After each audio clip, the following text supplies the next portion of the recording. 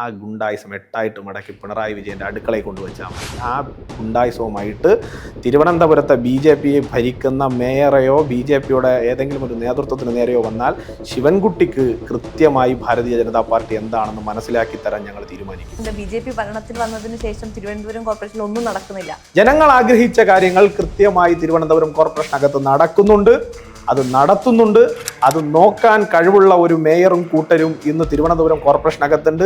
ഞാൻ ഇന്നലെ അദ്ദേഹത്തെ കാണാൻ പോകുമ്പോൾ അദ്ദേഹം മെഡിക്കൽ കോളേജിൽ നിന്ന് അടിയന്തരമായി തിരുവനന്തപുരം കോർപ്പറേഷനിലേക്ക് വരികയാണ്. അപ്പം ഞാൻ ഇങ്ങനെ വന്നിറങ്ങി അദ്ദേഹത്തിന് കുശലാന്വേഷണം ചോദിക്കുമ്പോൾ അദ്ദേഹത്തിനോട് സ്റ്റിയറിംഗ് കമ്മിറ്റി ഉണ്ട്, അത്യാവശ്യം കയറണം. സ്റ്റിയറിംഗ് കമ്മിറ്റിയിൽ അദ്ദേഹം എടുത്ത പ്രധാനപ്പെട്ട തീരുമാനമാണ് ഇന്ന് CPM വീണ്ടും വിഭ്രാന്തപ്പെടുത്തുന്നത്. തിരുവനന്തപുരത്ത് സ്മാർട്ട് സിറ്റിയുടെ വർക്കിൽ വന്നിട്ടുള്ള മുഴുവൻ വർക്കുകളെ ഫോറൻസിക് ഓഡിറ്റ് ചെയ്യാൻ തീരുമാനിച്ചു. ആ ഓഡിറ്റ് കഴിയുമ്പോൾ തിരുവനന്തപുരത്ത് CPMന്റെ ജില്ലാ കമ്മിറ്റിക്കകത്ത് എത്ര പേര് മിച്ചം ഉണ്ടാവും നമുക്ക് കാണാം.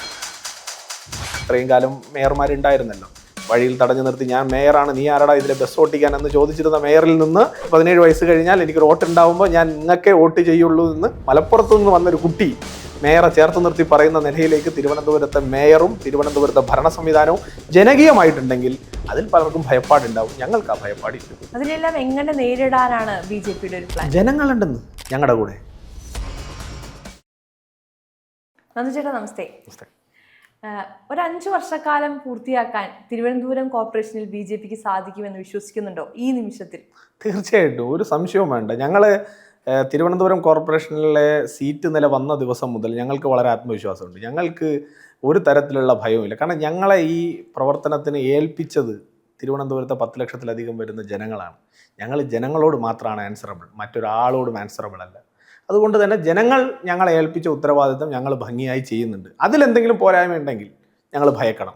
ഞങ്ങൾ ഭയക്കേണ്ടതായിട്ടൊന്നും തന്നെ ഇല്ല. ഞങ്ങളുടെ മടിയിൽ കനമില്ല, ഞങ്ങൾ ഭയക്കേണ്ടതുമില്ല. അതുകൊണ്ട് 5 വർഷക്കാലം, കൃത്യമായി 5 വർഷക്കാലം ഈ ടൈം ഞങ്ങൾ പൂർത്തിയാക്കും. വരുന്ന ദിനങ്ങളിൽ അത് BJPയുടെ കോർപ്പറേഷനായി തന്നെ നിലനിൽക്കുന്ന നിലയിലേക്ക് ഒരു നല്ല ഭരണം, അത് ജനങ്ങളെ ചേർത്തു നിർത്തുന്ന ഒരു ഭരണമായിട്ട് ഞങ്ങൾക്ക് മുന്നോട്ട് പോകാൻ സാധിക്കും എന്നുള്ളതാണ് ഞങ്ങളുടെ കോൺഫിഡൻസ്. ഇന്ന് വരെയും അത് അങ്ങനെ തന്നെയാണ് നടന്നിട്ടുള്ളത്. പക്ഷേ നമുക്ക് പറയാം, ഇപ്പം നമ്മൾ ഭരണം എടുത്ത് നോക്കുമ്പോൾ ഇപ്പോൾ സുഗതൻ എന്ന് പറയുന്ന കൗൺസിലർ ജയിലിലാണ്, അല്ലെങ്കിൽ മറ്റു സാഹചര്യങ്ങൾ നോക്കുമ്പോൾ ഒരു നൂൽപ്പാലത്തിന്റെ മുകളിലൂടെയാണ് ഭരണം പൊക്കോണ്ടിരിക്കുന്നത്. ഒരു എന്താ പറയുക, ആ ഒരു സാഹചര്യം മറികടക്കാൻ എങ്ങനെ പറ്റുമെന്നുള്ളതാണ് ജനങ്ങൾ ചോദിക്കുന്നത്. ഒപ്പം തന്നെ മേയറുടെ കോൺഫിഡൻസ്, അതൊരു ഓവർ കോൺഫിഡൻസ് ആകുമോ എന്നുള്ള പേടിയുമുണ്ട്. അല്ല, സുഗതൻ ജയിലിലായതുകൊണ്ട് ഞങ്ങളുടെ ആരുടെയെങ്കിലും കോൺഫിഡൻസ്, അല്ലെങ്കിൽ BJPയുടെ ലീഡർഷിപ്പിൻ്റെയോ മേയറുടെയോ ഡെപ്യൂട്ടി മേയറുടെയോ സ്റ്റാൻഡിംഗ് കമ്മിറ്റി ചെയർപേഴ്സൺമാരുടെയോ അല്ലെങ്കിൽ നമ്മുടെ കൗൺസിലർമാരുടെ ആരുടെയെങ്കിലും കോൺഫിഡൻസ് ലെവൽ കുറയുന്നതായിട്ട് നിങ്ങൾക്ക് തോന്നുന്നുണ്ടോ? ഇല്ല, ഒരു തരത്തിലും ഞങ്ങളുടെ കോൺഫിഡൻസ് കുറയില്ല. കാരണം ഞങ്ങളുടെ കോൺഫിഡൻസ്, ഞങ്ങളുടെ എക്സ്ട്രാ ഓർഡിനറി കോൺഫിഡൻസ് എന്ന് പറയുന്നത് തിരുവനന്തപുരത്തെ ജനങ്ങളാണ്. ആ ജനങ്ങളിൽ ഞങ്ങൾക്ക് വിശ്വാസമുള്ളിടത്തോളം കാലം, ജനങ്ങൾ ഞങ്ങൾക്കൊപ്പം ഉള്ളിടത്തോളം കാലം മറ്റൊന്നിനെയും ഞങ്ങൾ ഭയക്കുന്നില്ല, മറ്റൊന്നിനെയും ഭയക്കേണ്ട കാര്യവുമില്ല. ആ കോൺഫിഡൻസ് ആണ് ഞങ്ങളെ മുന്നോട്ട് നയിക്കുന്നത്. 1. 2, ഇപ്പോൾ സുഗതൻ ജയിലിലാണ്. സ്വാഭാവികമായിട്ട് ഒരു ഭരണകൂടം വിചാരിച്ചാൽ ഒരാളെ ജയിലിലാക്കാൻ സാധിക്കും. ഇപ്പോൾ കേരളത്തിൽ നമ്മൾ നോക്കിക്കഴിഞ്ഞാൽ തിരുവനന്തപുരം കോർപ്പറേഷൻ സത്യത്തിൽ ഇന്ത്യ മുന്നണിയുടെ ഒരു പരീക്ഷണശാലയാണ്. നിങ്ങൾക്ക് തന്നെ അറിയാം, തിരുവനന്തപുരം കോർപ്പറേഷനിലെ വോട്ട് എണ്ണി കഴിയുന്നതിന് മുൻപ് തന്നെ സംസ്ഥാന മന്ത്രിസഭയിലെ ഒരു മുൻ മന്ത്രി നേരിട്ട് സ്വതന്ത്രനെയും UDFനെയും LDFനെയും ചേർത്ത് നിർത്തിക്കൊണ്ടൊരു ഇന്ത്യ മുന്നണി ഉണ്ടാക്കാൻ വേണ്ടിയിട്ട് അന്ന് തന്നെ ശ്രമം നടത്തിയതാണ്. പക്ഷേ അന്ന് അവർ ഭയന്നിരുന്നത് തിരുവനന്തപുരത്തെ ജനങ്ങളെയാണ്. കാരണം ഞങ്ങൾ അങ്ങനെ ചെയ്തു പോയാൽ വരുന്ന നിയമസഭാ തെരഞ്ഞെടുപ്പ് ഞങ്ങൾക്കെതിരാവും, വരുന്ന ലോക്സഭാ തെരഞ്ഞെടുപ്പുകളിൽ ഞങ്ങൾക്ക് അതിൻ്റെ പ്രതിഫലനം ഉണ്ടാവും. അപ്പോൾ ആ ഭയം അവർക്ക് എന്തുകൊണ്ടുണ്ടായി? ജനങ്ങളെയാണ് ഭയന്നത്, ഞങ്ങളെയൊന്നുമല്ല, ജനങ്ങളെയാണ് ഭയന്നത്. ആ ജനങ്ങൾ അരക്കിട്ടുറപ്പിച്ചതുപോലെ VV രാജേഷ് എന്ന് പറയുന്ന BJPയുടെ ജനപ്രിയനായിട്ടുള്ള നേതാവ്, BJPയുടെ തിരുവനന്തപുരം കോർപ്പറേഷൻ്റെ നയിക്കാൻ BJP നിയോഗിച്ചിട്ടുള്ള VV രാജേഷ് എന്ന് പറയുന്ന മേയർക്ക് പിന്നിൽ അണിനിരക്കുന്ന കാലത്തോളം ഇവർക്കപ്പുറമുള്ളവർ വന്നാലും ഒരു ചുക്കും ചെയ്യാൻ പോകുന്നില്ല എന്നുള്ള ഞങ്ങളുടെ തികഞ്ഞ കോൺഫിഡൻസ്. അതിനെ നിങ്ങൾ ഓവർ കോൺഫിഡൻസ് എന്നോ എക്സ്ട്രാ കോൺഫിഡൻസ് എന്നോ എന്ത് വേണോ വിളിച്ചോളൂ. പക്ഷെ ജനങ്ങൾ ഞങ്ങളോടൊപ്പം ഉള്ളിടത്തോളം കാലം ഒരാളെയും ഭയക്കുന്ന പ്രശ്നമില്ല, ഒരാളുടെ മുന്നിലും ഒരു ഇഞ്ച് പോലും തല താഴ്ത്താൻ പോകുന്നുമില്ല. ഇപ്പൊ നമുക്കറിയാം, പൊതുവെ എല്ലാവരും പറയുന്നുണ്ട് BJP ഭരണത്തിൽ വന്നതിന് ശേഷം തിരുവനന്തപുരം കോർപ്പറേഷനിൽ ഒന്നും നടക്കുന്നത് ഇപ്പൊ നമ്മൾ കഴിഞ്ഞ ദിവസം കണ്ടു. വലിയ രീതിയിലുള്ളൊരു കോലാഹലമാണ് കോർപ്പറേഷൻ്റെ ഉള്ളിൽ നടന്നത്. അത്തരം സാഹചര്യത്തിലേക്ക് കോർപ്പറേഷൻ എത്താൻ കാരണം BJP ആണോ അതോ പ്രതിപക്ഷമാണോ? അല്ല, തിരുവനന്തപുരം CPMൻ്റെയും കോൺഗ്രസിൻ്റെയും ആരോപണം ശരിയാണ്. കാരണം തിരുവനന്തപുരം കോർപ്പറേഷനിൽ BJP വന്നതിന് ശേഷം അവരുടെ ഒരു കാര്യങ്ങളും നടക്കുന്നില്ല. സത്യമാണത്, നിങ്ങളതിനെ തെറ്റായതല്ല കണ്ട. അവർ പറഞ്ഞ പോയിന്റ് കറക്റ്റാണ്. പക്ഷെ നിങ്ങൾ എടുക്കുന്ന ആസ്പെക്റ്റിൻ്റെ പ്രശ്നമാണ്. അതായത് അവർ കഴിഞ്ഞ കാലങ്ങളിൽ പാളയം സന്തോഷിനെ ഉപയോഗിച്ചുകൊണ്ട് ഈ പറയുന്ന കണ്ണിമാറ മാർക്കറ്റിൽ, നമ്മുടെ പാളയം മാർക്കറ്റിനകത്ത് അനധികൃത കെട്ടിടങ്ങൾ നിർമ്മിച്ചു. അതിനെ മുഴുവൻ വി രാജേഷ് ഇടിച്ചു പൊട്ടിച്ച് കളഞ്ഞില്ലേ? അപ്പോൾ അവിടെ ഹഫ്ത പിരിച്ചുകൊണ്ടിരുന്നു. ആർക്ക് വേണ്ടിയിട്ടാണ് പിരിച്ചത്? CPM ജില്ലാ കമ്മിറ്റിക്ക് വേണ്ടിയിട്ടാണ് പിരിച്ചത്. ആ പിരിവ് നിർത്തിച്ചില്ലേ? അക്ഷന്തവ്യമായ തെറ്റല്ലേ? അതുപോലെ തന്നെ അവർ കയ്യിൽ വെച്ചിരുന്ന ഇപ്പോൾ നമ്മുടെ കടകംപള്ളി വാർഡിലുള്ള ഒരു കെട്ടിടം, അത് കോവിഡ് സെൻ്റർ ആയിരുന്നു എന്നാണ് പറഞ്ഞത്. അതിപ്പോൾ ചെന്ന് നോക്കുമ്പോൾ മദ്യക്കുപ്പിയും ആയുധവും കൊടിയും വടിയും പിന്നെ CPM കുറേ പതാകയും ഫ്ലെക്സും ബോർഡും ഒക്കെ, കടകംപള്ളി സുരേന്ദ്രൻ്റെ ബോർഡും ഒക്കെ വെച്ചിരിക്കുന്ന ഒരു CPM ഓഫീസായി മാറി. ആ ഓഫീസിൽ നിന്ന് അവരെ ഇറക്കി വിട്ടില്ലേ? അപ്പോൾ അവർ ഇത്രയും കാലം വെച്ച് ആസ്വദിച്ചിരുന്നതിനെയൊക്കെ നമ്മൾ നശിപ്പിക്കുകയല്ലേ? കഴിഞ്ഞ ദിവസം കുറവങ്കോണത്ത് ഒരു അംഗൻവാടി കെട്ടിടത്തിനകത്ത് മദ്യക്കുപ്പിയും ഈ പറയുന്ന ആയുധങ്ങളും CPM കൊടിതോരണങ്ങളും അവിടെ നിന്ന് എടുത്തു മാറ്റിക്കൊണ്ട് പോകാൻ പറഞ്ഞില്ലേ? തെറ്റല്ലേ? നിങ്ങൾ പറഞ്ഞില്ലേ അവരുടെ ഒരു കാര്യം നടക്കുന്നില്ല, പക്ഷെ ജനങ്ങളുടെ കാര്യം നടക്കുന്നുണ്ടോ ഇല്ലയോ? അവിടെയാണ് ചോദ്യം. ജനങ്ങൾ ആഗ്രഹിച്ച കാര്യങ്ങൾ കൃത്യമായി തിരുവനന്തപുരം കോർപ്പറേഷനകത്ത് നടക്കുന്നുണ്ട്, അത് നടത്തുന്നുണ്ട്. അത് നോക്കാൻ കഴിവുള്ള ഒരു മേയറും കൂട്ടരും ഇന്ന് തിരുവനന്തപുരം കോർപ്പറേഷനകത്തുണ്ട്. 3 മണിക്ക് ശേഷം ഇപ്പോൾ ശില്പ പോയാലും അവിടെ ചെന്ന് നിങ്ങളുടെ പരാതി എന്താണോ ആ പരാതി നിങ്ങൾ പറഞ്ഞാൽ ആ പരാതിയെ കേൾക്കാൻ അവിടെ ഒരു മേയറുണ്ട്. അതിനു വേണ്ടിയിട്ട് അധ്വാനിക്കാൻ, അത് പരിഹരിക്കാൻ വേണ്ടിയിട്ടുള്ളൊരു സംവിധാനം ഇന്നവിടെയുണ്ട്. അവിടെ ഉദ്യോഗസ്ഥന്മാരാരും നിങ്ങളെ കാണുമ്പോൾ നിങ്ങളുടെ പോക്കറ്റിൻ്റെ കനമനുസരിച്ച് അവിടെ ഒരു ഫയലും നീക്കില്ല. നിങ്ങൾ ഏത് സാധാരണക്കാരൻ അവിടെ ചെന്നാലും ഇന്ന് തിരുവനന്തപുരം കോർപ്പറേഷൻ ഒരു നാഥനുണ്ട് എന്ന തോന്നലുണ്ടെങ്കിൽ ആ തോന്നൽ ഭാരതീയ ജനതാ പാർട്ടിയുടെ മേയർ അവിടെ ഇരിക്കുന്നത് കൊണ്ടാണ്. ഇത്രയും കാലം മേയർമാരുണ്ടായിരുന്നല്ലോ, വഴിയിൽ തടഞ്ഞു നിർത്തി ഞാൻ മേയറാണ്, നീ ആരടാ ഇതിലെ ബസ് ഓട്ടിക്കാൻ എന്ന് ചോദിച്ചിരുന്ന മേയറിൽ നിന്ന് ഇന്ന് എനിക്കൊരു വോട്ടുണ്ടെങ്കിൽ, ഞാൻ 18-17 വയസ്സ് കഴിഞ്ഞാൽ എനിക്കൊരു വോട്ടുണ്ടാവുമ്പോൾ ഞാൻ നിങ്ങൾക്കേ വോട്ട് ചെയ്യുള്ളൂ എന്ന് മലപ്പുറത്ത് നിന്ന് വന്നൊരു കുട്ടി മേയറെ ചേർത്ത് നിർത്തി പറയുന്ന നിലയിലേക്ക് തിരുവനന്തപുരത്തെ മേയറും തിരുവനന്തപുരത്തെ ഭരണ സംവിധാനവും ജനകീയമായിട്ടുണ്ടെങ്കിൽ അതിൽ പലർക്കും ഭയപ്പാടുണ്ടാവും. ഞങ്ങൾക്ക് ആ ഭയപ്പാടില്ല. ഇപ്പൊ നമുക്കറിയാം, കോർപ്പറേഷനിൽ നടന്ന സംഭവ വികാസങ്ങൾ എടുക്കുമ്പോൾ സ്ത്രീകളെ അടക്കം ആക്രമിക്കുന്ന ഒരു സാഹചര്യം ഉണ്ടായി. ഒരു എന്താ പറയാ, ഭരണനിർവഹണ കേന്ദ്രത്തിലാണ് ഇത്തരം ഒരു ആക്രമണം ഉണ്ടായത്. അവിടെ പോലീസിന് സാന്നിധ്യം ഉണ്ടായിട്ടുണ്ട്, പക്ഷെ പോലീസ് ഒന്നും ചെയ്തിട്ടില്ല. അപ്പോൾ അങ്ങനെ ഒരു സാഹചര്യം ഒരു പ്ലാൻഡ് ആയിട്ടുള്ള ഒരു അറ്റാക്ക് ആയിട്ട് നമുക്ക് കണ്ടുകൂടെ? അല്ല, പോലീസിനെ ഞാനൊരു കാര്യം പറയും, ഞാൻ പറഞ്ഞല്ലോ, ഓൾറെഡി ഞാൻ പറഞ്ഞു, ഇന്ത്യ മുന്നണിയുടെ ഒരു സംവിധാനത്തിൽ നിൽക്കുമ്പോൾ സ്വാഭാവികമായി VD സതീശനാണ് ഭരിക്കുന്നതെങ്കിലും ഭരണ നേതൃത്വം കൊടുക്കുന്നത് നമ്മളത് പിണറായി വിജയൻ്റെ വീടിൻ്റെ മുന്നിൽ വീണ വിജയന് ED അന്വേഷണം വന്ന സമയത്ത് നമ്മൾ കണ്ടതല്ലേ? പോലീസ് മിണ്ടാതല്ലേ നിന്ന് കൊടുത്തത്.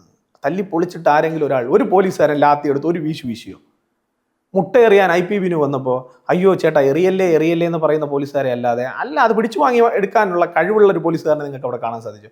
സുഗതൻ്റെ വീട്ടിൽ വന്നിട്ട് 2 റൗണ്ട് വെടിവെച്ച പോലീസുകാരുടെ ഒന്നും തോക്കിലെ ഈ പറയുന്ന പിണറായി വിജയൻ്റെ വീട്ടിൻ്റെ ഫ്രണ്ടിൽ കണ്ടില്ലല്ലോ നമ്മളാരും. അപ്പോൾ പിണറായി വിജയന് അടിമപ്പണി എടുക്കുന്ന, പിണറായി വിജയനോട് വിധേയത്വമുള്ള അവരുടെ കോയലീഷൻ പാർട്ട്ണറായിട്ടുള്ള കോൺഗ്രസ് പാർട്ടിയും CPMഉം ഒരു അഡ്ജസ്റ്റ്മെൻറ്റ് ടേബിളിൽ നിന്നുകൊണ്ടാണ് ഈ പ്രവർത്തനം നടത്തുന്നത്. ഞങ്ങൾക്ക് ബോധ്യമുണ്ട്. പക്ഷെ നിങ്ങളൊരു കാര്യം മനസ്സിലാക്കണം, നിങ്ങൾ ഈ ആരെയാണ് ഉടുക്കുകൊട്ടി പേടിപ്പിക്കുന്നത്?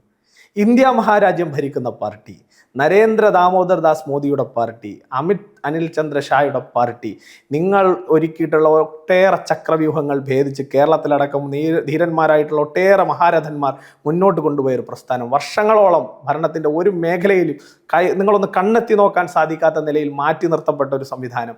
ഇതിനെല്ലാം അപ്പുറത്ത് സാധാരണപ്പെട്ട പ്രവർത്തകന്മാരുടെ കഷ്ടപ്പാട് കൊണ്ട് ഞങ്ങൾ ഇന്ന് ഇവിടെയൊക്കെ എത്തിയിട്ടുണ്ടെങ്കിൽ അവിടെ എങ്ങനെ ഭരിക്കണം, എങ്ങനെ ജനങ്ങളെ ചേർത്ത് നിർത്തണം, എങ്ങനെ ജനങ്ങൾക്ക് വേണ്ടിയിട്ട് ഇനി കാലിൽ വെച്ച് പരിക്കുണ്ടായാലും ജനങ്ങൾക്ക് വേണ്ടിയിട്ട് എങ്ങനെ പ്രവർത്തിക്കണം എന്ന് കാണിച്ചു തരാൻ തൻ്റെ ഇടമുള്ള സ്വയം സേവകന്മാരാണ് ഇവിടെ CPMന്റെ നേതാക്കന്മാരല്ലോ. RSSകാരൻ്റെ ശാഖ, RSSകാർ ഇത്രയും പ്രശ്നത്തിന് കാരണം എന്ന് പറയുന്നവരുണ്ട്. അത് ഞങ്ങളുടെ കുഴപ്പമില്ല. ഞങ്ങൾ RSSകാരനല്ലെന്ന് പറഞ്ഞിട്ടല്ല ജനങ്ങളുടെ മുന്നിൽ വോട്ട് ചോദിച്ചത്. ഞങ്ങൾ ജനങ്ങളുടെ മുന്നിൽ വോട്ട് ചോദിക്കുമ്പോൾ ഞങ്ങൾ BJPയുടെ താമര ചിഹ്നത്തിലെ സ്ഥാനാർത്ഥിയായി നിന്നുകൊണ്ടല്ലേ ജനങ്ങളോട് വോട്ട്. ഞങ്ങൾ ഓട് പൊളിച്ചിറങ്ങി വന്നവരല്ലല്ലോ. ഞങ്ങൾ ജനങ്ങളോട് കൺവേ ചെയ്തത് ഞങ്ങളുടെ ആശയമാണ്, ഞങ്ങളുടെ രാഷ്ട്രീയമാണ്. ആ രാഷ്ട്രീയം പറഞ്ഞിട്ട് ജനങ്ങൾ ഞങ്ങളെ അംഗീകരിച്ചിട്ടുണ്ടെങ്കിൽ നിങ്ങൾ നിങ്ങളുടെ നിലയും വിലയും അളക്കേണ്ട സമയമായി എന്ന് ഞാൻ CPMകാരോട് പറയാം. ഇനി 2 മുൻ മന്ത്രിമാർ വന്നു നിന്നിട്ടാണ് ഈ സമരം നടത്തുന്നത്. നിങ്ങളൊരു അവസ്ഥ ആലോചിക്കണം. ഒരു CPM എന്ന് പറയുന്ന കേരളത്തിലെ ഏറ്റവും വലിയ പാർട്ടി എന്ന് പറയുന്ന, കേരളത്തിലെ ഏറ്റവും വലിയ കേഡർ പാർട്ടി എന്ന അഭിമാനം കൊള്ളുന്നൊരു പാർട്ടി, ആ പാർട്ടിയുടെ 2 മുൻ മന്ത്രിമാർക്ക് ഇന്ന് വീട്ടിൽ നിന്ന് ഷർട്ട് ഇട്ടിട്ട് പുറത്തിറങ്ങി നിന്നാൽ ഭാര്യയോട് പറഞ്ഞിട്ട് പോകാൻ ഒരു സ്ഥലമില്ലെന്ന്. മുമ്പ് MLA ഓഫീസിൽ പോകായിരുന്നു, ഇപ്പോൾ MLA ഓഫീസിലേക്ക് കയറ്റില്ല, കാരണം ജനങ്ങൾ അവിടെ നിന്ന് ഇറക്കി വിട്ടു. ഇനി പാർട്ടി ഓഫീസിൽ പോകാമെന്ന് പറഞ്ഞാൽ 2 പേരും ജില്ലാ സെക്രട്ടറിമാരാവാൻ വേണ്ടിയിട്ട് വലിയ രീതിയിൽ ബഹളം വെച്ചു. പാർട്ടിയുടെ പ്രവർത്തകർ ഇറങ്ങി വെളിയിൽ നിൽക്കാൻ പറഞ്ഞു. ഇപ്പോൾ പാർട്ടിക്കാർക്കും വേണ്ട, ഇനി ആർക്കും വേണ്ട. എടുക്കാച്ചിറക്കായപ്പോൾ ആകെയുള്ള സ്ഥലം എവിടാ? കോർപ്പറേഷൻ്റെ ഓഫീസിന് മുന്നിൽ നടക്കുന്ന സമരത്തിൻ്റെ പന്തലിൻ്റെ ഫ്രണ്ടിൽ വന്നിരിക്കുക. അതേ ചെയ്യാനുള്ളൂ. നിങ്ങളൊന്ന് ആലോചിച്ച് നോക്കുന്ന ഒരാൾ രാവിലെ വെള്ളയിട്ട് ഇറങ്ങി എവിടെ പോവും? 2 മുൻ മന്ത്രിമാരുടെ അവസ്ഥയാണ് തിരുവനന്തപുരത്തെ, പഴയൊരു കോർപ്പറേഷന്റെ മേയറുടെ അവസ്ഥയാണ് തിരുവനന്തപുരത്തെ. എവിടെ പോകും? ജനങ്ങൾ തിരസ്കരിച്ചില്ലേ? ജനങ്ങൾ വിചാരിച്ചാൽ ഏത് മണിച്ചിത്രത്താഴിട്ട പൂട്ടും തുറക്കാനും കഴിയും, പൂട്ടാനും കഴിയും. അത് കൃത്യമായി ജനങ്ങൾ അടയാളപ്പെടുത്തി കൊടുത്ത 3 പേര് നമുക്ക് തിരുവനന്തപുരത്ത് കാണാൻ സാധിക്കും. അതിലൊന്ന് പഴയ പൊതുവിദ്യാഭ്യാസ വകുപ്പ് മന്ത്രി വി ശിവൻകുട്ടി, 2 കടകംപള്ളി സുരേന്ദ്രൻ, 3 നമ്മുടെ പഴയ മേയർ ബ്രോ പ്രശാന്ത്. ഈ 3 പേരെയും ജനം പൂട്ടി വീട്ടിലിരുത്തിയിരിക്കണം. പക്ഷെ അതിൻ്റെ ആ ഒരു വിഭ്രാന്തി ഉണ്ടല്ലോ, അധികാരം കിട്ടാത്തതിൻ്റെ ഒരു വിഭ്രാന്തി, അതിപ്പോൾ കാണിച്ചുകൊണ്ടിരിക്കുന്നത് തിരുവനന്തപുരം കോർപ്പറേഷൻ മണ്ടയിലേക്ക് കുതിര കയറിക്കൊണ്ടാണ്. എനിക്ക് അവരോട് പറയാനുള്ളത്, ഇപ്പോൾ മിനിമം 2ാം സ്ഥാനത്തെങ്കിലും ജനം കൊണ്ട് നിർത്തിയിട്ടുണ്ട്. അടുത്ത് സംഭവിക്കാൻ പോകുന്നത് ബംഗാളിലൊക്കെ നോട്ടയ്ക്ക് പുറകിൽ എങ്ങനെയാണോ നിന്ന് പൊരുതുന്നത്, അതുപോലെ കേരളത്തിൽ പൊരുതേണ്ട ഗതികേടിലേക്ക് നിങ്ങൾ പോവും. അതിന് ഇടവരാതിരിക്കട്ടെ എന്ന് ഞാൻ ജഗദീശ്വരനോട് പ്രാർത്ഥിക്കുകയാണ്. ഇപ്പൊ വി ശിവൻകുട്ടിയൊക്കെ ഇതിനെ കുറിച്ച് പറയുന്ന സമയത്ത് നമുക്കറിയാം, നിയമസഭയിൽ അദ്ദേഹം കാണിച്ച കോലാഹലങ്ങൾ ഇന്നും നമ്മൾ യൂട്യൂബിൽ ട്രെൻഡിങ് ആയി കാണുന്നതാണ്. അല്ല, അതെ, അദ്ദേഹമാണ് ഞങ്ങൾക്ക് ക്ലാസ് എടുക്കുന്നത് ജനാധിപത്യത്തെക്കുറിച്ച്, അച്ചടക്കത്തെക്കുറിച്ച്, പിന്നെ ഗുണ്ടായിസത്തെക്കുറിച്ച്. എനിക്ക് തോന്നുന്നു ചെങ്കച്ചുള്ളയിൽ 2014-15 ആ ടൈമാണെന്ന് എൻ്റെ ഓർമ്മ, അതായത് 2005 അങ്ങനെ ആ ടൈമാണ്. എന്തായാലും 2000-നും 2015-നും ഇടയ്ക്കുള്ള ടൈമാണ്. ആ ടൈമിൽ സി പി എമ്മിൻ്റെ നേതാവായിരുന്ന വി ശിവൻകുട്ടി, അന്ന് MLA, പുള്ളി ചെങ്കച്ചുള്ളയിലെ പാവങ്ങൾ ഒരു ആവശ്യം പറയുമ്പോൾ തിരിച്ചു പറയുന്നത് ഇന്നും യൂട്യൂബിൻ്റെ ആർക്കൈവ്സിൽ നിങ്ങൾ പോയി കഴിഞ്ഞാൽ കാണാൻ കിട്ടും. ഈ പാർട്ടിയെ ഭരിക്കാൻ നിൽക്കണ്ട എന്ന് സാധാരണക്കാരായിട്ടുള്ള പാവപ്പെട്ട പട്ടികജാതി വിഭാഗത്തിൽപ്പെട്ട അമ്മമാരോട് പറയുന്ന ആ ഗുണ്ടായിസ് ഉണ്ടല്ലോ, ആ ഗുണ്ടായിസ് അദ്ദേഹം വീണ്ടും പൊടി തട്ടി എടുത്തിരിക്കുകയാണ്. എന്തിനാണ്? തിരുവനന്തപുരം കോർപ്പറേഷനിലെ ഭരണത്തെ അങ്ങ് മറിച്ചിടാൻ. ഞാൻ വളരെ ഉത്തരവാദിത്വത്തോടു കൂടി ഒരു പൊതുപ്രവർത്തകൻ എന്നുള്ള നിലയിൽ, ഒരു BJP നേതാവ് എന്നുള്ള BJP പ്രവർത്തകൻ എന്നുള്ള നിലയിൽ ഉത്തരവാദിത്വത്തോടു കൂടി ശിവൻകുട്ടിയോട് പറയുന്നു, ആ ഗുണ്ടായിസം 8 മടക്കി പിണറായി വിജയൻ്റെ അടുക്കളയിൽ കൊണ്ടുവച്ചാൽ മതി. ആ ഗുണ്ടായിസവുമായിട്ട് തിരുവനന്തപുരത്തെ BJPയെ ഭരിക്കുന്ന മേയറെയോ BJPയുടെ ഏതെങ്കിലും ഒരു നേതൃത്വത്തിന് നേരെയോ വന്നാൽ ശിവൻകുട്ടിക്ക് കൃത്യമായി ഭാരതീയ ജനതാ പാർട്ടി എന്താണെന്ന് മനസ്സിലാക്കി തരാൻ ഞങ്ങൾ തീരുമാനിക്കും. അത് തീരുമാനിച്ചാൽ ഇന്ന് ജനങ്ങൾ വീട്ടിലാണ് ഇരുത്തിയിരിക്കുന്നത്. അതിൽ കൂടുതൽ വലിയ ബുദ്ധിമുട്ടുകൾ ഉണ്ടാകുന്ന സാഹചര്യങ്ങളുണ്ടാവും. നമുക്കിവിടെ ഒരു കലാപാന്തരീക്ഷത്തിലേക്ക് കൊണ്ടുപോകാൻ ആഗ്രഹം ഞങ്ങൾക്കില്ലാത്തത് കൊണ്ടാണ് ഇന്നലെ ഞങ്ങളുടെ മേയർക്ക് നേരെ അതിക്രമം നടന്നിട്ട്, ഞങ്ങളുടെ ഡെപ്യൂട്ടി മേയർക്ക് നേരെ അതിക്രമം നടന്നിട്ട്, ഞങ്ങളുടെ 9ഓളം വനിതാ കൗൺസിലർമാരുടെ നേർക്ക് അതിക്രമം നടന്നിട്ട്, ജനാധിപത്യ മര്യാദ വിട്ടൊരു വാക്ക് BJPയുടെ ഒരു ലീഡർഷിപ്പിൻ്റെ ഭാഗത്തു നിന്നും ഉണ്ടായില്ല. എന്തുകൊണ്ടാണ്? ജനങ്ങൾ ഞങ്ങളെ ഏൽപ്പിച്ച ഉത്തരവാദിത്തം, ആ ഉത്തരവാദിത്തത്തെ ഞങ്ങൾ ശിരസാ വഹിക്കുന്നത് കൊണ്ടാണ്. പക്ഷെ അത് ഞങ്ങളുടെ ദൗർബല്യമായിട്ടാണ് നിങ്ങൾ കാണുന്നതെങ്കിൽ ആ ദൗർബല്യത്തിന് മറുപടി പറയാനുള്ള കെൽപ്പ് കേരളത്തിലെ BJPക്ക് ഉണ്ട്. ഒപ്പം തന്നെ ഇപ്പം നമ്മൾ മേയറുടെ പ്രസ് മീറ്റ് കണ്ടു. അപ്പോൾ അതിൽ ഒരുപാട് പേര് പറയുന്ന ഒരു കാര്യം, മേയറുടെ കാലിൽ പ്ലാസ്റ്റർ ഇട്ടിട്ടുണ്ട്. അപ്പോൾ അതുമായി ബന്ധപ്പെട്ട് ഒരുപാട് വിവാദങ്ങൾ ഉയർന്നു വരുന്നത് നമ്മളുണ്ട്. സഹതാപത്തിന് വേണ്ടിയിട്ടാണ് മേയർ ആ കാലിൽ വെച്ച് പ്രസ് മീറ്റ് നടത്തിയത് എന്ന് പറയുന്നവരുണ്ട്. അല്ല, എന്തായാലും മേയറുടെ കാലിൽ ചതവുണ്ടെന്ന് അവർക്ക് ബോധ്യമുണ്ടല്ലോ. Press meet നടത്തിയില്ലല്ലേ ആശയക്കുഴപ്പമുള്ളൂ. എന്തായാലും കോളറിട്ട് പാവങ്ങളെ പറ്റിച്ച പഴയ ഹെൽത്ത് മിനിസ്റ്റർ വീണയെ പോലെ അല്ലെന്ന് അവർ ഉറപ്പിക്കുന്നുണ്ടല്ലോ. അതായത് കഴുത്തിനുള്ളിക്ക് വന്നു സീരിയസ് ആയിട്ട് ആശുപത്രിയിൽ അഡ്മിറ്റ് ചെയ്ത് ICUയിലും വെന്റിലേറ്ററിലും കിടന്ന വീണ ഒരു ദിവസം രാവിലെ 4:30 മണിക്ക് കാറിൽ തിരിച്ച് പത്തനംതിട്ട വരെ വന്നതുപോലെ എന്തായാലും അങ്ങനെയാണെന്ന് അവർ പറയുന്നില്ലല്ലോ. ശരി, സന്തോഷം. ഇനി ഞാനൊരു കാര്യം പറയാം. ഞാൻ ഇന്നലെ അദ്ദേഹത്തെ കാണാൻ പോകുമ്പോൾ അദ്ദേഹം മെഡിക്കൽ കോളേജിൽ നിന്ന് അടിയന്തരമായി തിരുവനന്തപുരം കോർപ്പറേഷനിലേക്ക് വരികയാണ്. അപ്പോൾ ഞാൻ ഇങ്ങനെ വന്നിറങ്ങി അദ്ദേഹത്തിന് കുശലാന്വേഷണം ചോദിക്കുമ്പോൾ അദ്ദേഹത്തോട് പറയാം, സ്റ്റിയറിംഗ് കമ്മിറ്റി ഉണ്ട്, അത്യാവശ്യം കയറണം. അപ്പം ഞാൻ ചോദിച്ചു, ചേട്ടാ പരിക്കായിട്ട് അത് ഹെഡ് ചെയ്യാൻ പറ്റുമോ? കുഴപ്പമില്ല എന്ന് പറഞ്ഞിട്ട് അദ്ദേഹം നേരെ സ്റ്റിയറിംഗ് കമ്മിറ്റി കയറണം. സ്റ്റിയറിംഗ് കമ്മിറ്റിയിൽ അദ്ദേഹം എടുത്ത പ്രധാനപ്പെട്ട തീരുമാനമാണ് ഇന്ന് CPMനെ വീണ്ടും വിഭ്രാന്തപ്പെടുത്തുന്നത്. ഇത്തരം തീരുമാനങ്ങളാണെന്ന് CPMനെ ഭയപ്പെടുത്തുന്നത്. ഇന്ന് എടുത്ത പുതിയ തീരുമാനം എന്താ? തിരുവനന്തപുരത്ത് സ്മാർട്ട് സിറ്റിയുടെ വർക്കിൽ വന്നിട്ടുള്ള മുഴുവൻ വർക്കുകളെ ഫോറൻസിക് ഓഡിറ്റ് ചെയ്യാൻ തീരുമാനിച്ചു. ആ ഓഡിറ്റ് കഴിയുമ്പോൾ തിരുവനന്തപുരത്ത് CPMൻ്റെ ജില്ലാ കമ്മിറ്റിക്കകത്ത് എത്ര പേര് മിച്ചം ഉണ്ടാവും നമുക്ക് കാണാം. അപ്പോൾ അതാണ് അവസ്ഥ. ആ അവസ്ഥ വരുമ്പോൾ പാളയം സന്തോഷിനെ ഒതുക്കിയില്ലേ? പാളയം സന്തോഷ് എന്ന് പറയുന്നത് നിങ്ങൾ വിചാരിക്കുന്ന ചെറിയ മീനാണെന്നാണ്. ഈ മുൻ MLAമാരുടെയും മുൻ MP മാരുടെയും മുൻ DCC നേതാക്കന്മാരുടെയും ഒക്കെ DC സെക്രട്ടറിമാരുടെയും ഒക്കെ ബിനാമിയാണ് ഈ പാളയം സന്തോഷ്. പാളയം സന്തോഷ് ഒരു ഗുണ്ടയാണ്, ഞാൻ സമ്മതിച്ചു. പക്ഷെ പാളയം സന്തോഷ് ഉണ്ടാക്കുന്ന പണം പാളയം സന്തോഷിൻ്റെ കീശയിലേക്കല്ല പോകുന്നത്. ഇവിടുത്തെ CPMനെ പരിപോഷിപ്പിക്കാൻ, CPMൻ്റെ പാർട്ടി നേതൃത്വത്തെ പരിപോഷിപ്പിക്കാൻ, അവൻ്റെ വീട്ടിലെ ചെലവ് കഴിയുന്നത് ഇവിടുത്തെ സാധാരണക്കാരൻ പിരിവെടുത്ത് കഷ്ടപ്പെട്ട് രാവന്തിയോളം പണിയെടുത്ത വേർപ്പ് അവൻ ഊറ്റിയെടുത്തുകൊണ്ട് പോയിട്ടാണ് ഈ പറയുന്ന CPMൻ്റെ നേതാക്കന്മാർ തിരുവനന്തപുരത്ത് ആ വേർപ്പിൽ നിന്നാണ് അപ്പം ഉണ്ണുന്നത്. ആ വേർപ്പ്, ആ അപ്പം ഉണ്ണൽ നമ്മളങ്ങ് നിർത്തിക്കൊടുത്താൽ വീട്ടിലെ ചെലവിൻ്റെ കാശ് കിട്ടണ്ടേ എന്ന് CPMന്. പിന്നെ തിരുവനന്തപുരത്തെ ഒട്ടേറെ കൗൺസിലർമാർ, മുൻ കൗൺസിലർമാർ, നിലവിലെ കൗൺസിലുള്ള ഒട്ടേറെ CPMൻ്റെ കൗൺസിലർമാർക്ക് തിരുവനന്തപുരത്ത് ബിനാമി പേരുകളിൽ നഗരസഭാ കെട്ടിടങ്ങൾ വാടകയ്ക്ക് എടുത്തിട്ടുണ്ടല്ലോ. ചലഞ്ച് ചെയ്യുന്നു ഞങ്ങൾ. CPM-ന്റെ ധൈര്യമുണ്ടോ ഞങ്ങൾക്കെതിരെ കേസിന് പോകാൻ? ചലഞ്ച് ചെയ്യാം ഞങ്ങൾ, ധൈര്യമുണ്ടോ? ചെയ്യില്ലെന്ന്. ചെയ്താൽ അവർ കുടുങ്ങും. ഇപ്പോൾ വലിയ വലിയ ബഹളം വയ്ക്കുന്ന ആളുകൾ, PV രാജേഷ് ജനാധിപത്യ വിരുദ്ധനാണെന്ന് പ്രസംഗിച്ച രാഖി രവികുമാറിനെതിരെ വിജിലൻസ് അന്വേഷണത്തിന് പോവുകയാണ്. എന്തിനാണ്? ഒരു പ്രോജക്റ്റ് നടത്തി തിരുവനന്തപുരത്ത് വിമൻസ് കോളേജിൻ്റെ ഫ്രണ്ടിൽ നിന്ന് ആസാദ് വരെയുള്ള അവിടെ ഒരു കോട്ട കെട്ടിവെച്ചു. 2 കോടി രൂപ നഗരസഭയ്ക്ക്, ഡെപ്യൂട്ടി മേയർ ആയിരുന്ന കാലത്ത്. ഇപ്പോൾ ഞങ്ങൾ അതിനെല്ലാം പൊളിച്ച് സ്ക്രാപ്പ് വിലയ്ക്ക് കൊടുക്കാൻ പോവുക. കാരണം മൊത്തം അഴിമതിയാണെന്ന്. അപ്പോൾ ഈ നിലയിലേക്ക് തിരുവനന്തപുരം കോർപ്പറേഷൻ എന്ന് പറഞ്ഞാൽ അവർക്ക് അവരുടെ കുടുംബത്തെ പരിപാലിക്കാനുള്ള ഒരു കറവ പശുവായിരുന്നു. ആ കറവ പശുവിന് മൂക്കുകയറിട്ടതാണ് ഇപ്പോൾ ഇവരെ ചൊടിപ്പിച്ചിരിക്കുന്നത്. അങ്ങനെ ചൊടിച്ചുകൊണ്ട് നിൽക്കാനാണെങ്കിൽ നിങ്ങളൊരു കാര്യം എഴുതി വെച്ചോ. തീർന്നിട്ടില്ല, തുടങ്ങിയിട്ടേ ഉള്ളൂ. ഒന്നും തീർന്നിട്ടില്ല രാമ എന്ന് പണ്ടൊരു ഡയലോഗ് പറഞ്ഞിട്ടില്ല. ഒന്നും തീർന്നിട്ടില്ല, തുടങ്ങിയിട്ടേ ഉള്ളൂ. അപ്പോൾ ഇനിയും ഒട്ടേറെ പ്രശ്നങ്ങൾ വരാനുണ്ട് എന്നുള്ളതാണ് ഞാൻ മനസ്സിലാക്കുന്നത്. അതിനെല്ലാം എങ്ങനെ നേരിടാനാണ് BJP-യുടെ ഒരു പ്ലാൻ? ജനങ്ങളുണ്ടെന്ന് ഞങ്ങളുടെ കൂടെ.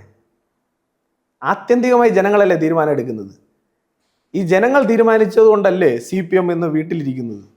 ജനങ്ങൾ തീരുമാനിച്ചുകൊണ്ടല്ലേ 2 മുൻ മന്ത്രിമാർ BJP-യുടെ 2 രാഷ്ട്രീയ നേതാക്കന്മാരോട് പരാജയപ്പെട്ട് വീട്ടിലിരിക്കുന്നത്. അവർ തീരുമാനിച്ചുകൊണ്ടല്ലേ നിങ്ങൾ MLA ഹോസ്റ്റലിലെ കുളിരിനി കൊള്ളണ്ടെന്ന് ജനങ്ങൾ തീരുമാനിച്ചുകൊണ്ടല്ലേ അവർ വീട്ടിൽ ഇരിക്കുന്നത്. ജനങ്ങൾ തീരുമാനിച്ചുകൊണ്ട് ഞാൻ നേരത്തെ പറഞ്ഞു രാവിലെ വെള്ളയിട്ട് ഇറങ്ങിക്കഴിഞ്ഞ് എങ്ങോട്ട് പോകണമെന്ന് അറിയാൻ പറ്റാത്ത രീതിയിൽ വീട്ടിലേക്ക് ഇരുത്തിയത് ജനങ്ങളല്ലേ എന്ന്. ആ ജനങ്ങൾ ഞങ്ങളോടൊപ്പം ഉണ്ട്. ആ ജനങ്ങളിൽ ഞങ്ങൾക്ക് വിശ്വാസമുണ്ട്. ആ ജനങ്ങൾക്ക് വേണ്ടിയിട്ടാണ് ഞങ്ങൾ പ്രവർത്തിക്കുന്നത്. ആ ജനങ്ങൾ ഞങ്ങളോടൊപ്പം ഉള്ളിടത്തോളം കാലം, അവരുടെ ആശീർവാദം ഞങ്ങൾക്കുള്ളിടത്തോളം കാലം, അവർക്ക് വേണ്ടിയിട്ട് ഒരു നയാ പൈസയുടെ അഴിമതി നടത്താതെ ഞങ്ങൾ ഈ ഭരണം മുന്നോട്ട് കൊണ്ടുപോകുന്നിടത്തോളം കാലം ഞങ്ങളെ മറിച്ചിടാൻ ഒരു ശക്തിക്കും സാധിക്കില്ല. അത് CPM-ന്റെ ഗുണ്ടാപ്പടയ്ക്കും സാധിക്കില്ല, കോൺഗ്രസിൻ്റെ അനുനയ രാഷ്ട്രീയത്തിനും സാധിക്കില്ല. അത് ഞങ്ങൾക്ക് വ്യക്തതയുണ്ട്. ഒരു കാര്യം കൂടി ചോദിക്കട്ടെ, UDF-ന്റെ ഒരു നിലപാട് ഈ ഒരു വിഷയത്തിൽ? ഇപ്പൊ നമുക്കറിയാം CPM ആണ് സംഘടിതമായി ആക്രമണത്തിന് ഇറങ്ങുന്നതെങ്കിലും ഇതിന്റെ പിന്നിൽ UDF-ന് കൈയുണ്ടെന്നുള്ളത്. അല്ല, അത് തീർച്ചയായിട്ടും അങ്ങനെയാണല്ലോ. കാരണം ഇപ്പോൾ സുഗതനെ കേസിൽ പ്രതിയാക്കുന്നതിന് വേണ്ടിയിട്ട്, സുഗതനെ കുരുക്കാൻ വേണ്ടിയിട്ട് മുന്നിൽ നിൽക്കുന്നത് ആരാണ്? ആഭ്യന്തര വകുപ്പ് രമേശ് ചെന്നിത്തലയല്ലേ. എന്താണ് ഉദ്ദേശം? CPM പരസ്യമായി പറയുന്നുണ്ട് ഞങ്ങൾക്ക് ഇവരെ മറച്ചിട്ടിട്ട് അധികാരം പിടിക്കാനാണെന്ന്. CPM പരസ്യമായി പറയുന്നുണ്ട്. കോൺഗ്രസ് പരസ്യമായി പറയുന്നില്ല. കോൺഗ്രസിൻ്റെ ആഗ്രഹം തിരുവനന്തപുരത്ത് BJP-യുടെ ഒരു മേയർ ഉണ്ടായാൽ അദ്ദേഹം ജനപ്രിയമായ പദ്ധതികളുമായി മുന്നോട്ട് പോയി. ഇപ്പം ഞാൻ മനസ്സിലാക്കുന്നത് ശരിയാണെങ്കിൽ 1000 നായ്ക്കളെ പുനരധിവസിപ്പിക്കാനുള്ള, അല്ലെങ്കിൽ അവരെ ഷെൽട്ടർ ഹോമിലേക്ക് മാറ്റാൻ കഴിയുന്ന രീതിയിലുള്ള പ്രവർത്തനങ്ങൾ മുന്നോട്ട് പോകുന്നു. അത് കുറച്ച് നടക്കുമ്പോൾ തന്നെ ഒരു 2-3 ഷെൽട്ടറുകൾ വരുമ്പോൾ തന്നെ തിരുവനന്തപുരത്ത് തന്നെ നായശല്യം ഏകദേശമൊക്കെ കുറയും. അത് കഴിഞ്ഞാൽ നമ്മുടെ പല പദ്ധതികൾ ഇപ്പോൾ നിങ്ങൾ നോക്കിക്കഴിഞ്ഞാൽ കുറേയധികം ടെൻഡറുകൾ ഇപ്പോൾ വരുന്നുണ്ട്. പണ്ടൊക്കെ നക്കാപ്പിച്ച കാശിന്, ചായക്കാശിനൊക്കെ CPM-ന്റെ നേതാക്കന്മാർ ബിനാമി പേരുകളിൽ പിടിച്ചുകൊണ്ടിരുന്ന പല ടെൻഡറുകൾ ഇന്ന് പിടിക്കാൻ ആളില്ല. കാരണം എന്ന് വെച്ചാൽ ആ റേറ്റിന് പിടിച്ചു കഴിഞ്ഞാൽ ഇവരുടെ ഇഷ്ടം നടക്കില്ല. അപ്പോൾ സ്വാഭാവികമായും അവരുടെ ആവശ്യം എന്താണ്? വീണ്ടും നക്കാപ്പിച്ച കാശിന് ഇതൊക്കെ കിട്ടണം, ഇല്ലെങ്കിൽ വീട്ടിൽ പട്ടിണിയായി പോകും. CPM-ന്റെ ജില്ലാ കമ്മിറ്റി അംഗമൊക്കെ വീട്ടിൽ പട്ടിണി കിടക്കുന്ന രംഗം ഒന്ന് ആലോചിച്ച് നോക്കിയത്. തിരുവനന്തപുരം കോർപ്പറേഷനെ കൊണ്ടാണ് ജീവിച്ചുകൊണ്ടിരുന്നത്. ഓടാത്ത ടിപ്പറിന് പൈസ എഴുതി വാങ്ങിയതിൻ്റെ പേരിലാണ് നമ്മൾ ആദ്യമായിട്ട് പഴയ മേയർ ആര്യ രാജേന്ദ്രനെ നമ്മൾ കള്ളിയാണെന്ന് വിളിച്ചത് അല്ലേ. അപ്പോൾ ഓടാത്ത ടിപ്പറുകളുണ്ട്. ആ ടിപ്പറുകൾ ഇന്നും ഉണ്ട്. CPM-ന്റെ ജില്ലാ കമ്മിറ്റി അംഗങ്ങൾ ബിനാമിമാരായിട്ടുള്ള ആ ടിപ്പറുകളെല്ലാം ഇതിനകത്ത് ഓട്ടിക്കണമെങ്കിൽ അവിടെ VV രാജേഷ് ഇരുന്നാൽ പറ്റില്ല. ഇവിടെ സാധാരണക്കാരൻ്റെ ഈ പറയുന്ന നികുതി പണത്തിൽ നിന്ന് കൈയിട്ട് വാരിക്കൊണ്ട് അവൻ്റെ വീട്ടുകാരൻ കൊടുക്കുന്ന പണം അടിച്ചുകൊണ്ട് പോകുന്നവൻ, ആ പാർട്ടിക്കാരനായിട്ടുള്ളവൻ അടിച്ചുകൊണ്ട് പോയി ഷെയർ CPM-ന്റെ ജില്ലാ കമ്മിറ്റിക്ക് കൊടുക്കും. VV രാജേഷ് മേയറായിട്ടിരിക്കുമ്പോൾ അങ്ങനെ ഒരു പ്രവർത്തനം നടത്താൻ സാധിക്കില്ല. 800 രൂപയ്ക്കാണ് മേയർ ഒരു കടമുറി ഈ പറയുന്ന ശാസ്താമംഗലം ജംഗ്ഷനിൽ ഉപയോഗിച്ചുകൊണ്ടിരുന്നത്. അതുപോലെ തിരുവനന്തപുരത്തെ ഭാഗത്തിരിക്കുന്ന തിരുവനന്തപുരം കോർപ്പറേഷൻ ഉടമസ്ഥയിലുള്ള എത്രയോ കടമുറികൾ CPM-ന്റെ കയ്യിലിരിപ്പുണ്ട്. VV രാജേഷ് മേയറായിട്ടിരുന്നാൽ, അവിടെ ഇരുന്നാൽ ഈ പറയുന്ന കാര്യങ്ങളൊന്നും നടത്തിക്കൊണ്ട് മുന്നോട്ട് പോകാൻ പറ്റില്ല. ഏറ്റവും ചുരുക്കത്തിൽ ഞാൻ പറഞ്ഞാൽ BJP-യും VV രാജേഷും VV രാജേഷിൻ്റെ ടീമും തിരുവനന്തപുരം കോർപ്പറേഷൻ ഭരിച്ചാൽ CPM-ന് അധികകാലം പിടിച്ചു നിൽക്കാൻ സാധിക്കില്ല എന്ന തിരിച്ചറിവാണ് ഇപ്പോൾ ഈ ആക്രമണത്തിന് നമ്മളെല്ലാം കൈവിട്ട് കഴിയുമ്പോഴാണ് ആക്രമണത്തിന് ഇറങ്ങുന്നത്. അപ്പം മുഴുവൻ ലക്ഷ്യങ്ങളും കൈവിട്ട് കഴിഞ്ഞു. മുഴുവൻ അവർക്ക് സമാധാനിക്കാൻ ഇനി ഒന്നുമില്ല. കാരണം തിരുവനന്തപുരം കോർപ്പറേഷൻ്റെ 4 അസംബ്ലി സീറ്റിനകത്ത് CPM-ന് ഒരു സീറ്റ് പോലും ഇല്ല. തിരുവനന്തപുരം കോർപ്പറേഷനകത്ത് ആകെയുള്ളത് 29 പേരാണ്. അപ്പോൾ എല്ലാം തകർന്നു നിൽക്കുന്ന CPM അക്രമത്തിലൂടെ, അരാജകത്തിലൂടെ, അരാഷ്ട്രീയവാദത്തിലൂടെ, ജനാധിപത്യ വിരുദ്ധമായി എങ്ങനെ BJP-യെ മറിച്ചിടാമെന്നുള്ള പകൽക്കിനാവ് കണ്ടുകൊണ്ടിരിക്കുകയാണ്. ഞാൻ പറയുന്നത് അവരെ ഒന്ന് തട്ടി ഉണർത്തിയിട്ട് അവരോട് പറയണം, സ്വപ്നം കഴിഞ്ഞു, ഇനി റിയാലിറ്റിയാണ്. 5 വർഷം കഴിഞ്ഞ് ജനങ്ങളുടെ മുൻപിൽ, ഞങ്ങൾ 5 വർഷം കഴിഞ്ഞ് ജനങ്ങളുടെ മുന്നിൽ വരും. അവിടെ നിങ്ങൾക്ക് ഞങ്ങളെ പരാജയപ്പെടുത്താൻ സാധിക്കുമെങ്കിൽ, കഴിവുണ്ടെങ്കിൽ, തൻ്റെ ഇടമുണ്ടെങ്കിൽ, അതിനുള്ള കെൽപ്പ് CPM-നുണ്ടെങ്കിൽ നമുക്ക് അവിടെ കാണാം. ഞങ്ങൾ കോൺഫിഡൻ്റ് ആണ്. ചെകയാൻ തുടങ്ങിയാൽ തിരുവനന്തപുരം കോർപ്പറേഷനകത്ത് നിന്ന് നമ്മൾ ചെകഞ്ഞെടുക്കാൻ തുടങ്ങിക്കഴിഞ്ഞാൽ CPM എന്ന് പറയുന്ന പാർട്ടിയെ ജനം വെറുക്കും. അപ്പോൾ അതിൻ്റെ പണി തുടങ്ങി എന്നവർക്ക് ബോധ്യപ്പെട്ടപ്പോഴാണ് മേയറെ ശാരീരികമായി ആക്രമിക്കാം, ഡെപ്യൂട്ടി മേയറെ ശാരീരികമായി ആക്രമിക്കാം, വനിതാ കൗൺസിലർമാരെ ശാരീരികമായി ആക്രമിക്കാം. ഈ നിലപാട് തെറ്റാണ്. ഈ നിലപാടിന് തീക്കൊള്ളി കൊണ്ട് തലചൊറിയുന്നു എന്നൊക്കെ പ്രാസത്തിൽ പറയുന്നുണ്ടെങ്കിലും അക്ഷരാർത്ഥത്തിൽ അത് തന്നെയാണ് അവർ ചെയ്തുകൊണ്ടിരിക്കുന്നത്. തീർച്ചയായിട്ടും. നമസ്കാരം.